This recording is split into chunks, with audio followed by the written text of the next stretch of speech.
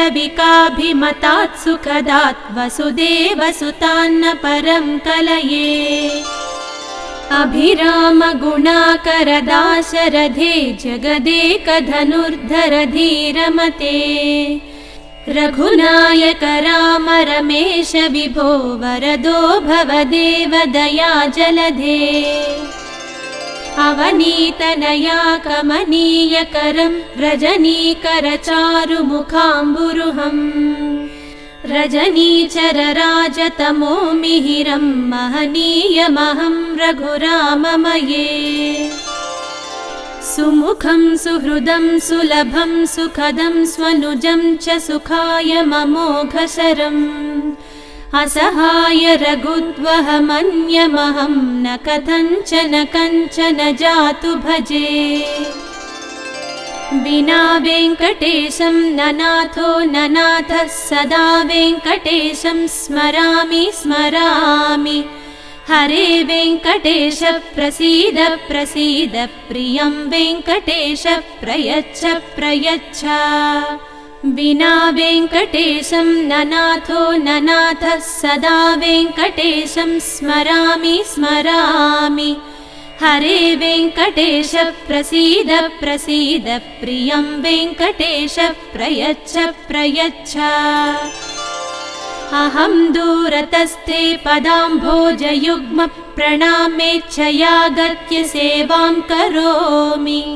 सकृत्सेवया नित्यसेवाफलं त्वं प्रयच्छ प्रयच्छ प्रभो वेङ्कटेश अज्ञानिना मया दोषान् शेषान् विहितान् हरे क्षमस्वत्वं क्षमस्वत्वं शेषशैलशिखामणे अज्ञानिना मया दोषान् शेषान् विहितान् हरे क्षमस्वत्वं क्षमस्वत्वं शेषशैलशिखामणे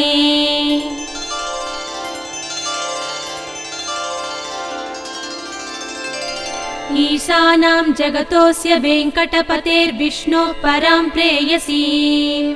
तद्वक्षस्थलनित्यवासरसिकां तत्क्षान्तिसंवर्धिनीं पद्मालङ्कृतपाणिपल्लवयुगां पद्मासनस्थां श्रियम् वात्सल्यादिगुणोज्ज्वलां भगवतीं वन्दे जगन्मातरम् ईशानां जगतोऽस्य वेङ्कटपतेर्विष्णोः परां प्रेयसीं तद्वक्षस्थलनित्यवासरसिकां तत्क्षान्तिसंवर्धिनीं पद्मालङ्कृतपाणिपल्लवयुगां पद्मासनस्थां श्रियम् वात्सल्यादिगुणोज्ज्वलां भगवतीं वन्दे जगन्मातरम्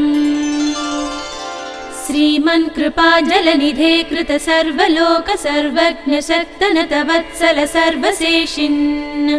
स्वामिन् सुशील सुलभाश्रित पारिजात श्रीवेङ्कटेश चरणौ शरणं प्रपद्ये श्रीमन्कृपाजलनिधे कृत सर्वलोक सर्वज्ञ शक्तनत वत्सल सर्वशेषिन् स्वामिन् सुशील सुलभाश्रित पारिजात श्रीवेङ्कटेश चरणौ शरणं प्रपद्ये आनूपुरार्चित सुजात सुगन्ध पुष्प सौरभ्य सौरभकरौ समसन्निवेशौ सौम्यौ सदानुभवनेऽपि नवानुभाव्यौ श्रीवेङ्कटेश चरणौ शरणं प्रपद्ये सद्यो विकासि समुदित्वर सान्द्र सौरभ्य निर्भर सरोरुह साम्यवार्ताम् सम्यक्षु साहसपदेषु विलेखयन्तौ श्रीवेङ्कटेश चरणौ शरणं प्रपद्ये रेखामयध्वज सुधाकलशातपत्र वज्राङ्कुशाम्बुरुह कल्पक शङ्ख चक्रैः भव्यैरलङ्कृत तलौ परतत्त्वचिह्नैः श्रीवेङ्कटेश चरणौ शरणं प्रपद्ये ताम्रोदरच्युति पराजित पद्मरागौ बाह्यैर्महोभिरभिभूत महेन्द्र नीलौ उद्यन्नखांशुभिरुदस्त शशाङ्कभासौ श्रीवेङ्कटेश चरणौ शरणं प्रपद्ये